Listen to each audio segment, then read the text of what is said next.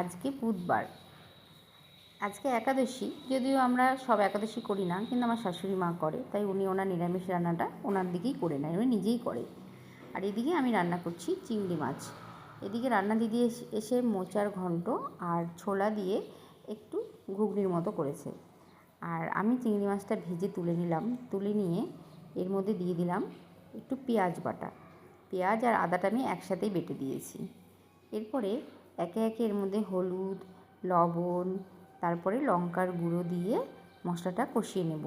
এদিকে আমার আজকে অ্যাকোয়াগার্ডটা কাজ করছে না, মানে জলই উঠছে না, তাই সেই লোককে ডাকা হয়েছে অ্যাকোয়াগার্ড ঠিক করার জন্য। উনি ওদিকে ঠিক করছে আর এদিকে আমি রান্নাটা করছি। তো এদিকে দেখো ভালো করে মশলাটা আমার কষানো হয়ে গেল।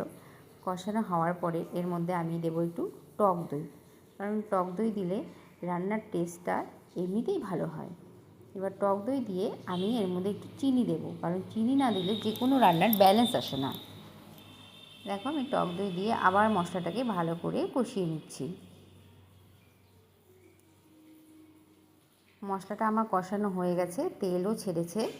এরপরে আমি যে কাজু আর পোস্ত, তার মধ্যে এক কোয়া রসুন দিয়ে আমি বেটেছি। তোমরা কে বেটে দাও রসুন আমি জানি না, তবে আমি দিই, দেখবে যদি না দাও দিয়ে দেখবে খুব সুন্দর একটা ফ্লেভার আসে, যেটা খেতে দুর্দান্ত লাগে। রান্না শুধু খেতে ভালো হলে হবে না, দেখতেও ভালো হতে লাগবে। এবার এই মশলাটা আমার কষানো হয়ে গেল। এরপরে আমি চিংড়ি মাছগুলো ছেড়ে দেবো। চিংড়ি মাছগুলো দিয়ে ভালো করে আর একটু নাড়াচাড়া করে এর মধ্যে আমি ওই যে বাটনাটা করে রেখেছি সেই ওই বাটিটা ধুয়ে আমি আর একটু জল দিয়ে এটাকে ঢেকে দেবো।